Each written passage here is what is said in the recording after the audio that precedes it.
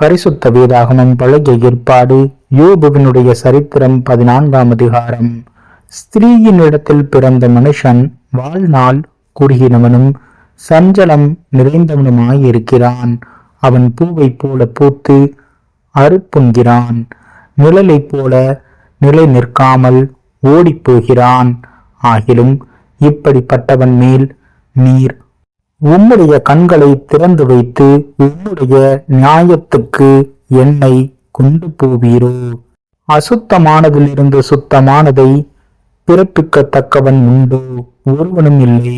அவனுடைய நாட்கள் இம்மாத்திரம் என்று குறிக்கப்பட்டு இருக்கையால் அவனுடைய மாதங்களின் தொகை உன்னிடத்தில் இருக்கிறது. அவன் கடந்து போகக்கூடாத எல்லையை அவனுக்கு ஏற்படுத்தினீர். அவன் ஒரு கூலிக்காரனைப் போல் தன் நாளின் வேலையாயிற்று என்று ரம்யப்படும் மட்டும் அவன் ஓய்ந்திருக்கும்படி உமது பார்வையை அவனை விட்டு விலக்கும்.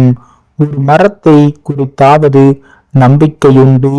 அது வெட்டி போடப்பட்டாலும் திரும்ப தலைக்கும். அதன் இளங்கிளைகள் துளிர்க்கும்.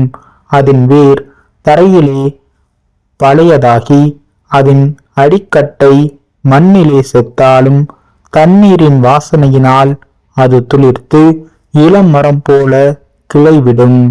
மனுஷனோவென்றால் செத்த பின் ஒளிந்து போகிறான். மனுபுத்திரன் ஜீவித்து போன பின் அவன் எங்கே?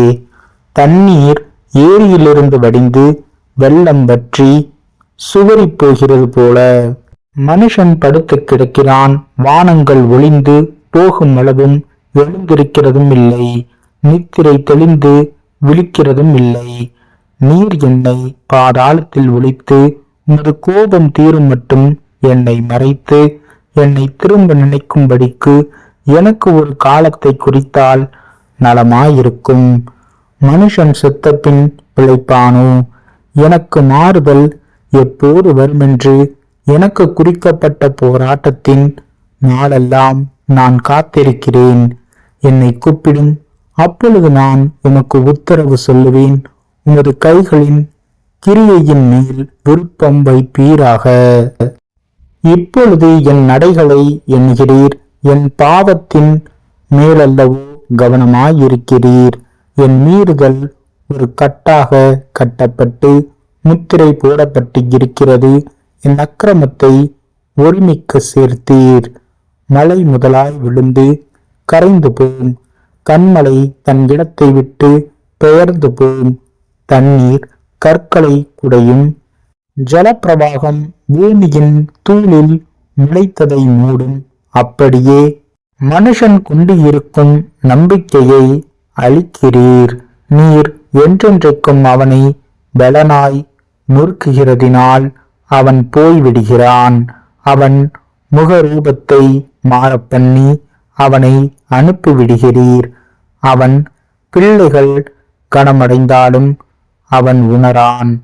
அவர்கள் சிறுமைப்பட்டாலும் அவர்களை கவனியான். அவன் மாம்சம் அவனில் இருக்கும் அளவும் அதற்கு நோவிருக்கும். அவன் ஆத்துமா அவனுக்குள் இருக்கும் மட்டும் அதற்கு துக்கமுண்டு என்றான்.